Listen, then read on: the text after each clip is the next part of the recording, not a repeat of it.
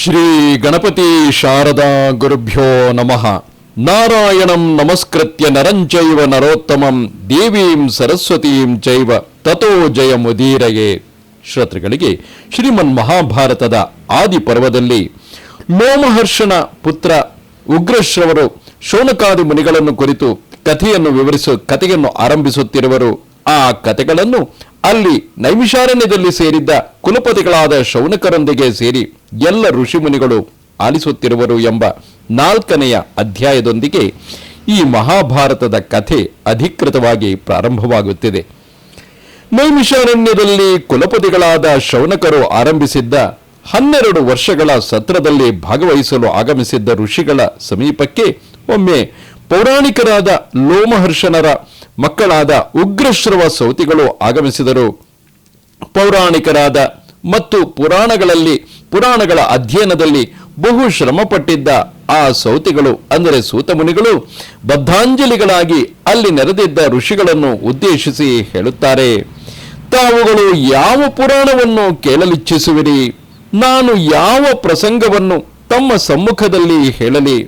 ಸೌತಿಗಳ ಮಾತನ್ನು ಕೇಳಿ ಋಷಿಗಳು ಹೇಳುತ್ತಾರೆ, ಸೌತಿಗಳೇ, ನಾವು ತಮಗೆ ಉತ್ತಮ ಕಥಾವಸ್ತುವನ್ನೇ ಹೇಳುವಂತೆ ಕೇಳುತ್ತೇವೆ. ಕಥೆಯು ಪ್ರಾರಂಭವಾದ ನಂತರದಲ್ಲಿ ಅವಿಚ್ಛಿನ್ನವಾಗಿ ಕಥೆಯನ್ನು ಹೇಳಬೇಕೆಂದು ಆಶಿಸಿರುವ ನಮ್ಮ ಸಮಕ್ಷಮದಲ್ಲಿ ಅವಿಚ್ಛಿನ್ನವಾಗಿ ಕಥೆಯನ್ನು ಕೇಳಬೇಕೆಂದು ಆಶಿಸಿರುವ ನಮ್ಮ ಸಮಕ್ಷಮದಲ್ಲಿ ತಾವು ಉತ್ತಮೋತ್ತಮವಾದ ಕಥೆಗಳನ್ನೇ ಹೇಳುವಿರಿ. ಆದರೆ ಕುಲಪತಿಗಳಾದ ಶೌನಕರು ಇನ್ನೂ ಅಗ್ನಿಯ ಉಪಾಸನೆಯಲ್ಲಿಯೇ ಇದ್ದಾರೆ. ಕುಲಪತಿಗಳು ದೇವ ಸಂಬಂಧವಾದ ಅಸುರ ಸಂಬಂಧವಾದ ಅನೇಕ ದಿವ್ಯ ಕಥೆಗಳನ್ನು ತಿಳಿದವರಾಗಿದ್ದಾರೆ. ಇಷ್ಟು ಮಾತ್ರವಲ್ಲದೆ ಮನುಷ್ಯ, ಉರಗ, ಗಂಧರ್ವ ಮುಂತಾದವರಿಗೆ ಸಂಬಂಧಿಸಿದ ಕಥೆಗಳನ್ನು ತಿಳಿದವರಾಗಿದ್ದಾರೆ. ವೃತನಿಷ್ಠರಾದ, ದಕ್ಷರಾದ, ಧೀಮಂತರಾದ, ಶ್ರುತಿ ಸ್ಮೃತಿ ಇತಿಹಾಸ ಪುರಾಣಾದಿಗಳಲ್ಲಿಯೂ ಅದರಲ್ಲೂ ಬೃಹದಾರಣ್ಯಕವೇ ಮೊದಲಾದ ಉಪನಿಷತ್ ಶಾಸ್ತ್ರಗಳಲ್ಲಿಯೂ ವಿಶೇಷ ಪ್ರಾವೀಣ್ಯವನ್ನು ಹೊಂದಿ ಆಚಾರ್ಯರೆನಿಸಿರುವ ವಿದ್ವಾಂಸರಾದ ಮತ್ತು ಕುಲಪತಿಗಳಾದ ಶೌನಕರು ಈ ಸತ್ರಯಾಗದಲ್ಲಿ ಭಾಗವಹಿಸಿದ್ದಾರೆ. ಸತ್ಯವಾದಿಗಳಾದ, ಜಿತೇಂದ್ರಿಯರಾದ, ತಪಸ್ವಿಗಳಾದ, ನಿಯತ ವ್ರತರಾದ ಅವರು ನಮ್ಮೆಲ್ಲರಿಗೂ ಮಾನ್ಯರಾಗಿರುತ್ತಾರೆ. ಆದುದರಿಂದ ಅವರನ್ನು ಪ್ರತೀಕ್ಷಿಸುತ್ತಿರಬೇಕಾಗಿ ತಮ್ಮನ್ನು ಪ್ರಾರ್ಥಿಸುತ್ತೇವೆ. ಗುರುಗಳಾದ ಶೌನಕರು ಸರ್ವರಿಂದಲೂ ಪೂಜಿಸಲ್ಪಡುವ ಈ ಪೀಠದಲ್ಲಿ ಕುಳಿತುಕೊಂಡ ನಂತರ ತಾವು ಅವರು ಸೂಚಿಸುವ ಕಥಾಪ್ರಸಂಗವನ್ನು ಹೇಳಬಹುದಾಗಿದೆ. ಸಹಜವಲ್ಲವೇ?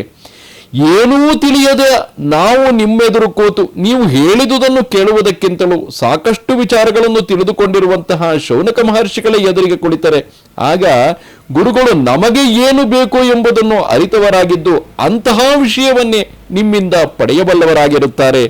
ಹಾಗೂ ನೀವು ಹೇಳುವಾಗಲೂ ಯೋಗ್ಯ ಪ್ರಶ್ನೆಗಳನ್ನು ಮಧ್ಯೆ ಮಧ್ಯೆ ಕೇಳುತ್ತಾ ನಮಗೆ ಯಾವುದು ತಲುಪಬೇಕಾಗಿದೆಯೋ ಆ ಸಂದೇಶವು ತಲುಪುವಂತೆ ಮಾಡುವಲ್ಲಿ ಶೌನಕರ ಸಹಾಯ ಅದ್ಭುತವಾಗಿರುತ್ತದೆ. ಈ ಕಾರಣದಿಂದಾಗಿಯೇ ನಮ್ಮ ಸನಾತನ ಪರಂಪರೆಯಲ್ಲಿ ಗುರು ಸಮ್ಮುಖದಲ್ಲಿ, ಗುರು ಸನ್ನಿಧಾನದಲ್ಲಿಯೇ ಎಲ್ಲ ಕಾರ್ಯವನ್ನು ಮಾಡುವಂತಹ ಒಂದು ಭಾವ ಬೆಳೆದಿದೆ. ಈ ರೀತಿಯಿಂದಾಗಿ ಗುರುಗಳ ಸಮ್ಮುಖದಲ್ಲಿ ನಡೆದು ಎಲ್ಲವೂ ನಮ್ಮ ಪಾಲಿಗೆ ಒಳ್ಳೆಯದೇ ಆಗಿರುತ್ತದೆ ಎಂಬ ಭಾವನೆ ಮುಂದೆಯೂ ನಾವು ನೋಡುತ್ತೇವೆ. ಶೌನಕರು ಆಗಾಗ ಅದ್ಭುತವಾದ ಪ್ರಶ್ನೆಗಳನ್ನು ಕೇಳುತ್ತಾರೆ.